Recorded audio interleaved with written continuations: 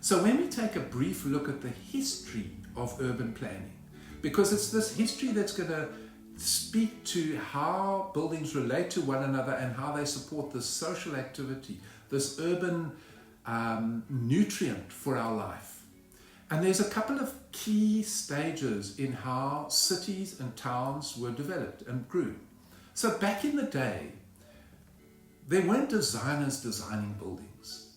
It was like you got a windy road and somebody put a house next to it, and then somebody put another shed next to it, and the road becomes this windy pathway, and buildings pop alongside it all over the place. And then maybe somebody puts up a church and the people gather around the church, and that becomes the square. So you find that the public buildings are often adjacent to the little squares. So everything is actually designed by the pedestrians from a pedestrian perspective. And what does that really mean? It means that it's from this height, from your eye height. You're designing as you're looking around in the environment. So when you're sitting down, when you're standing around talking, or when you're walking, and when you're walking at about 5 kilometers an hour. So everything is intimate, it's detailed, it's human scaled. And then this changes. So we've got these Hildy Point towns with this ambiance, they're fantastic, and all tourists go to them because of this social dynamic that they support between the buildings. And then we come to the early 1400s, and as our intellectual faculties start developing, we start planning cities or planning towns. So the Renaissance city, and many of them, were planned on a drawing board. So all the streets are the same width apart. They might have a radial or a circular kind of plan, and everything fits into the plan. So the perspective that they're done from is from above, looking down at a plan, at a drawing. They're not done from the pedestrian perspective. So this informal social feel starts to be diminished slightly. And the spaces between the buildings are not as strongly related to the social dynamics that they had before. Things become formalized. They become organized. And then the social starts depleting. And then we come to another stage in the development, which is in the 1930s, when our abstract thinking, after science and secular science has had a foreground really strongly, our abstract thinking is now developing incrementally more and more. So we have this functionalism or this kind of modernism. So the thinking behind that is that human beings need adequate ventilation, they need good lighting, they need to have access to outside spaces.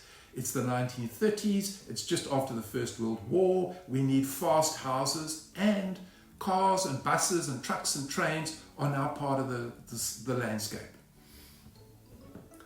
So we get modernist buildings, and we get what we call the Brasilia syndrome, where you get tall blocks of flats facing north with big expanses of grass around them. And in the original sketches by the architects, they imagined that there would be lots and lots of people on the grasses having picnics, socializing, having markets, all of that. That never ever happened because the social space became a social desert. And it's a flaw of this whole modernist utopia that the psychological and social needs of the human being are not taken into account. We are, as humans, by nature gregarious. We like to promenade. We like a pedestrian scale street. So what happened to the street? It became a road. It became filled with motor cars. And the buildings, that social area, it got lost. It got then taken inside into shopping malls. So our shopping malls are now what it's become. And the design of these buildings and the whole urban landscape is from the aeroplane perspective. It's from up there in aeroplane. And Brasilia is actually the plan of an aeroplane. I mean, that's how high up we are. That's how distant we are from this 5 kilometer an hour intimate social connectivity where if you go to a restaurant, it's jam-packed and it feels great. I'll give you another example.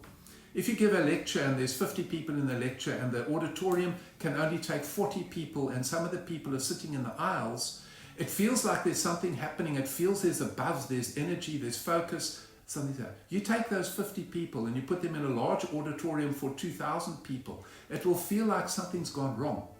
And you take these high-rise buildings and you pop them around with big spaces of grass between, it's exactly the same thing. Whereas previously the streets were narrow, there was action, there was interaction, people could speak, people could look through their windows, see people.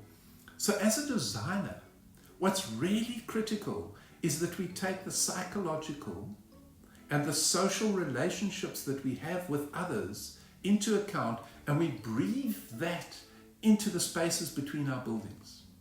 So it's not only buildings in a cityscape, it could be a school campus or a university campus or a housing estate or your work environment, that it's up to us as designers to reintroduce this human scale and this intimacy back into our designs.